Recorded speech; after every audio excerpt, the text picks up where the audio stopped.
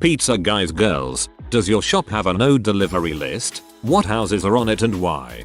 We had a guy and 2 girls order separately, then grab the pizzas and run. The girls had picked the food up and left, while the guy was paying. After 30 seconds the guy bolted. It was a $100 order. My manager, who is a frequent gym goer, left the counter and gave chase. The 2 girls had gotten into a car with the food, but when they saw my manager they drove off leaving the guy. My manager chased him 3 blocks and was gaining on the guy when the girls pulled up and the guy got into the car. Unfortunately, all 3 of them went to school with a kitchen hand at the store, so we had names, jobs, addresses, and Facebook accounts. We contacted them all on Facebook and got them to pay for the pizzas the next morning under threat of contacting police. We also put them on the no delivery list. I'm imaging Arnold Schwarzenegger chasing Jonah Hill around and I'm laughing. Tie. I delivered for a while in college, and there was 2 we don't deliver their neighborhoods. The manager actually allowed it to be driver's choice, but pretty much everyone said no. I actually had a friend who grew up in one of these neighborhoods and I knew it wasn't just drug dealing murdering psychopath running rampant, so I said yes, and I delivered to these neighborhoods. One time I was delivering to an apartment that was part of a triplex or quadplex and some kid outside, probably like 5 or 6 years old, stuck his finger at me and said, "This is a robbery. Give me your money." I just chuckled and kept walking. While I was giving the person their pizza I heard from behind me, "The heck do you think you're doing? Boy, don't you know he the only one who deliver here?" Then as I was walking back to my car he was standing on the sidewalk, mom several feet behind him, and he said, "I'm sorry. It's really cool that she realized you were the only person willing to deliver there and corrected her kid." Okay, we had a really nasty apartment complex in one area of Sacramento. Totally a no. One night a new guy took an order and actually accepted one from there. I was about to call back and say no. I was assistant manager at the time, been running pizzas that day, when in come 2 cops to pick up their pizza. They listen in and offer to tag along. I was dumb and crazy then, so we made the pizza and I loaded into my little truck and drove out there. As soon as we pull into the parking lot, the cop turns off all his lights and coasts into the spot next to mine. I walk up, start the spiel, and start listening to their story of this guy or that guy ordered it. I started to walk away and one of the shady dudes steps out of the bushes next to me, where he'd been hiding. Instantly, every light came on the cop car. Flashes, both spotlights pointing right at me. The cops getting out of the car. Fast. Dude steps way back. I walk back to my car, and a couple cops got an extra free pizza that night, and I got a great story. When I worked at a pizza place, we just had one person that we wouldn't deliver to because he would always refuse to pay and hassle the delivery guy, saying the pizza was cold, took too long, wasn't the right order, whatever. He probably got a couple free pizzas at least before we stopped bothering sending him anymore. I used to deliver sandwiches for a shop. We had to blacklist this one lady who would call up last minute and demand 5,100 sandwiches for her meetings and she wanted them delivered in 15 minutes. We explained things to her over and over again that this was not how it worked, but she still demanded her order. So, when it showed up 45 minutes later than expected, she became a monster, causing a scene, not tipping, sending in complaints to the district manager, etc. This happened so many times, and finally, one day, she called in an order for 200 sandwiches, wanted it in 15 minutes. I delivered it myself and she took the sandwiches from me for her meeting. I sat there and waited for her to sign the receipt, and waited, and waited. Turns out, she took the sandwiches into her meeting and booked the heck out of there, not signing the receipt. She then called her bank to cancel the charge on her card and called us in for fraud. She had the nerve to call up our district manager and said that we owed this to her since all of her orders were late. She was blacklisted after that and my district manager finally apologized for not believing me on this story. Drug reps are the worst. I probably would have followed her inside for that signature. I worked at a Little Caesars when I was a teenager. On a really snowy night, one of our drivers got into a car accident and sadly lost his life on his way to deliver the pizza. The customer called in a little while after we learned about the accident and absolutely lost his crap that his pizza hadn't been delivered. When the manager explained the situation, he stated he did not give a frick and wanted his pizza delivered for free. Needless to say, he got an earful from my manager and then was put onto a no-serve list. Apparently our entire complex is on the do not deliver after dark list at a local pizza place. That was encouraging to find out a week after moving in. That sounds like a good way to vet a new apartment complex. Call local delivery and see if they go to that address at night.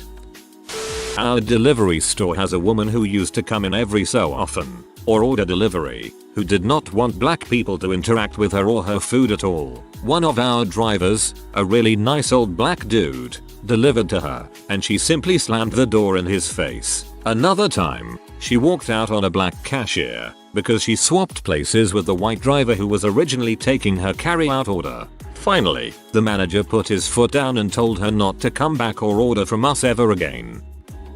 Ugh. I am on the no delivery list of 2 restaurants because my roommate is a freaking idiot and can't math to save his life. He once sent a driver away after a heated conversation with a 25-cent tip.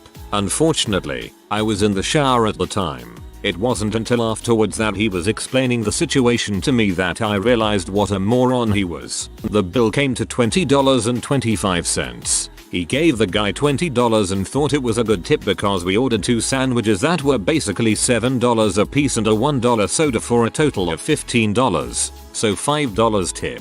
In actuality, the sandwiches were $7.99 and the soda was $1.99, so $18 right there. Then there was a $2.25 delivery fee, so $20.25. Unfortunately, the delivery guy spoke almost zero English, so all he could say was not enough to my roommate, and my roommate is an ashat who wouldn't read the damned receipt. He is no longer allowed to answer our door. I used to be a delivery driver for Pizza Hut. I used to work the Sunday afternoon shifts and would have the same man order a supreme pizza every week. I was always the one to deliver his order because most of the time I was the only driver on duty at that time of day. Alan was a nice, quiet man who had a lovely front porch. One day, I didn't take his delivery for some reason. Poor Marvin took the delivery instead on the day that Alan decides to open the door stark naked. Alan wanted to show me, a small red-headed girl, the goods, not big black Marvin. Alan never got another delivery. Haha, that's awesome. I used to deliver Meals on Wheels and it's amazing how many guys would try to pull crap like this. Yes, I worked for a pizza place in high school.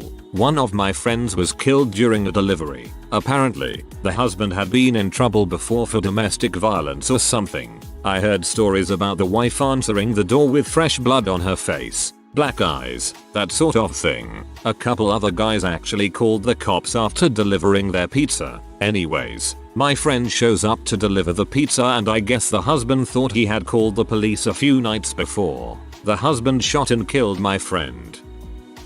There was an older man who suffered from dementia that would order 4 fountain drinks and nothing else from my shop, then would tip about $300 every time. After hearing about it a couple times, I told my manager, and we all agreed to get in contact with his family, let them know we wouldn't take orders from him, and that they'd have to take some measures to keep him from doing the same with other establishments. God only knows how much money that guy gave away.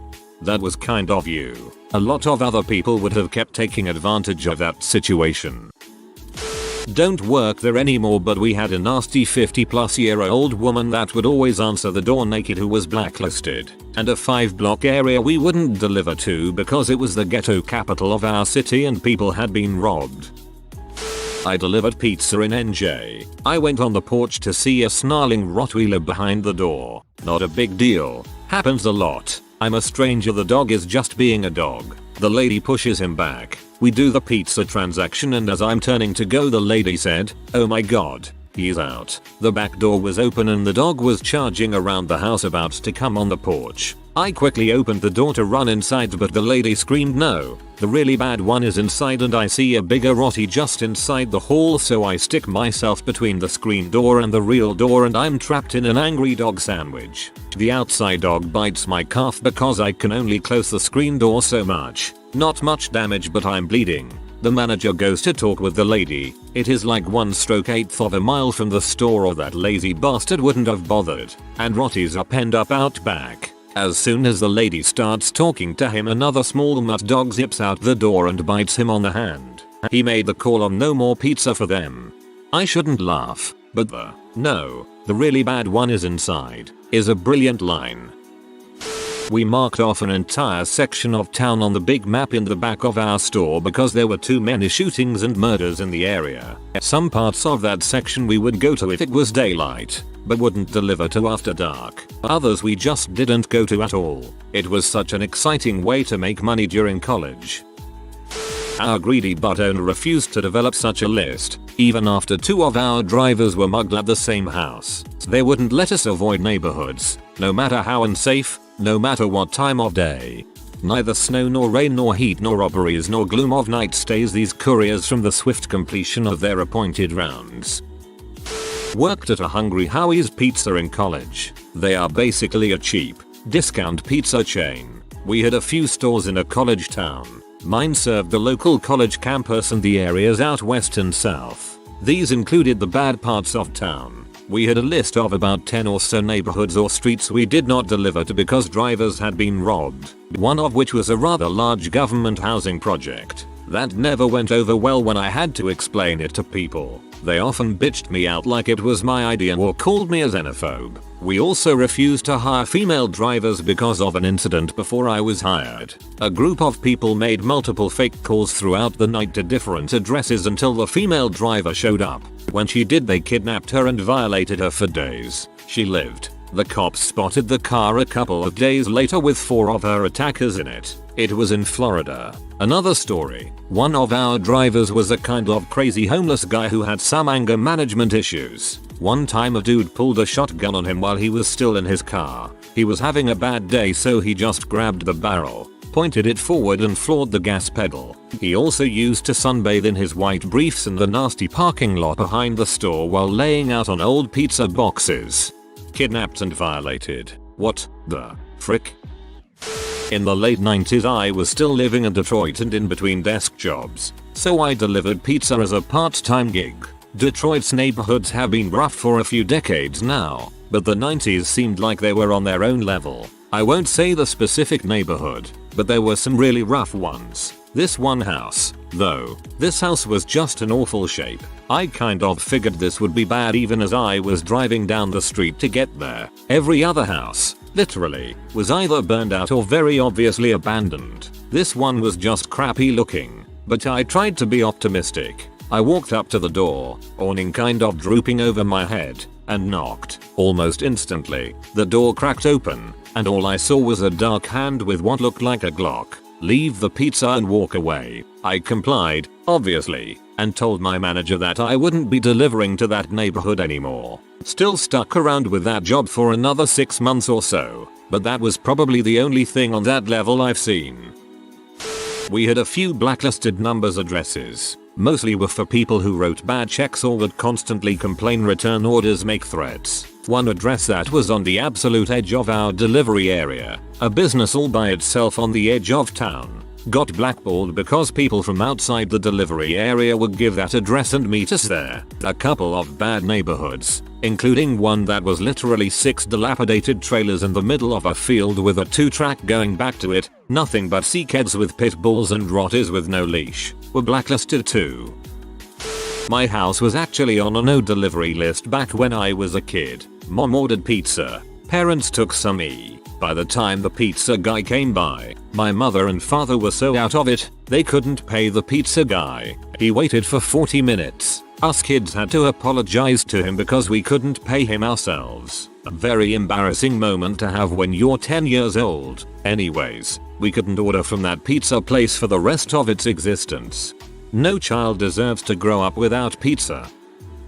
One time I worked for this lady that owned Narden's Pizza in Atascadero, CA. She was the worst person ever. No one ever worked there longer than a couple months, and she just crap on everybody. She didn't have a no delivery list, but what she did have that was even worse was her own personal whitelist delivery book that had every single good tipper in the world on it. Example: delivery boy gets back and goes, "Well, that guy tipped me $20. Owner then writes down that order name number in her book. Next time that guy calls to order a pizza, she doesn't let anyone else deliver. She takes the delivery. No one knew this trick, and she just kept taking orders from all the newbies. I worked there for about 4 months and caught on after the first month or so. After that I spent the next few months claiming that the horrible tippers were amazing tippers. I would watch her go to these repeat customers and come back with a disgusted look on her face. I would ask her what's wrong, but she didn't want to talk about it. TLDR.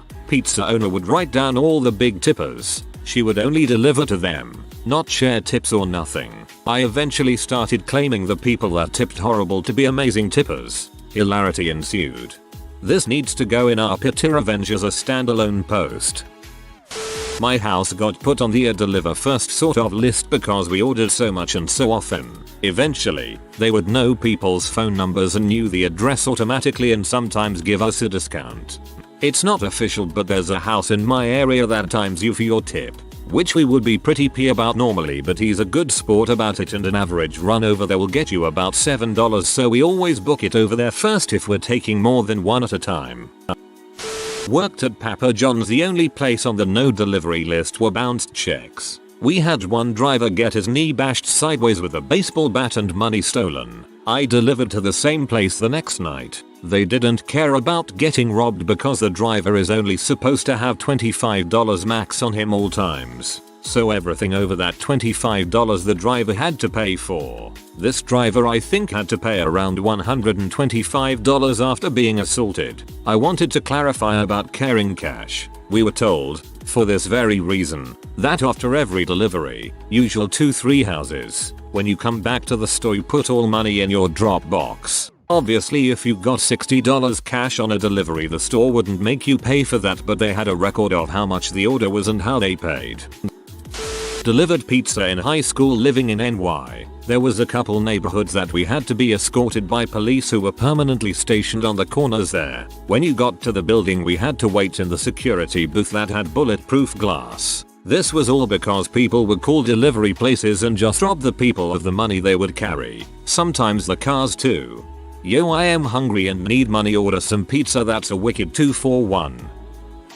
Prior to my freshman year of college, 2002, I was delivering pizzas for Pizza the Hut in a decent suburb outside of Cleveland. I was the typical stoner partier easygoing delivery guy. As a little background, one afternoon my manager requested I go change several $100s for smaller bills for our register. As I'm leaving the bank after getting change and getting into my car, I sense someone approach from behind and suspect they are going to ask me for a cig.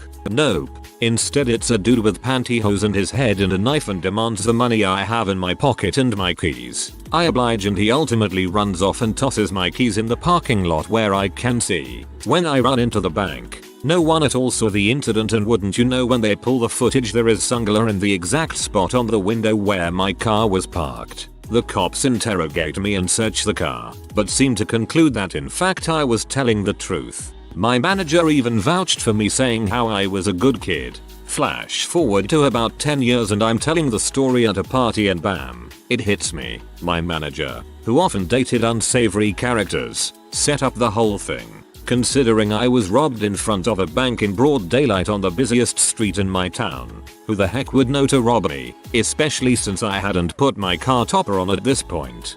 That's fricked up.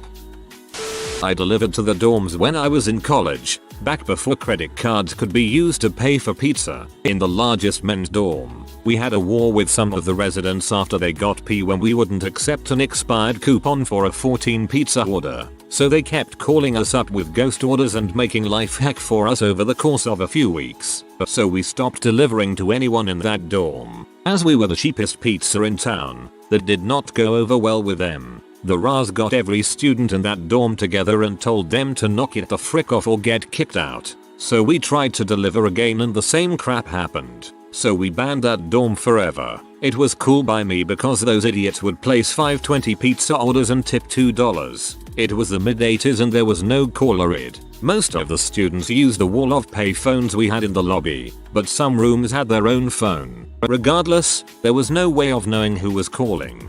No one deserves to be deprived of pizza, except those guys. Such buttholes. A co-worker and friend of mine got a delivery one night. Before he left, our manager pulled him into the office, gave him a pair of latex gloves and instructed him to use them to put the money in an envelope. He was confused but didn't ask many questions. He says when he got to the house, there was actual caution tape around the yard and a sign that said something like warning, infestation. He is somewhat of a germaphobe to begin with, so at this point he really does not want to go up to the door, but he has to deliver this pizza. The woman who answers the door is grotesque and is covered in red splotches and potentially bites of some kind. He quickly hands her the pizza, carefully takes her money with the gloves on and stuffs it in the envelope, and sprints back to his car. He threw a fit when he got back to the store, and the manager felt so bad she put the house on the blacklist. He said he scrubbed his hands till they were red afterwards. Thinks it was bedbugs or scabies or something. We'll never know. That is a horrible situation. But looking at it from the woman's point of view, she can't leave to get her own food, and she had the decency to warn the store when she called. I had a roommate that ordered from one of my favorite Chinese places around. He ordered then fell asleep. Pee them off hard. They wouldn't deliver to me anymore, so I had to go into the restaurant, speak with the owner, and beg to get him to deliver to me anymore. I had a code word that they knew, and if I didn't give that code word, no delivery. My roommate was a piece of crap and stole all my pots and pans when he moved out. If you are new to the channel, you can subscribe. I publish new videos every day. Until then, check another video.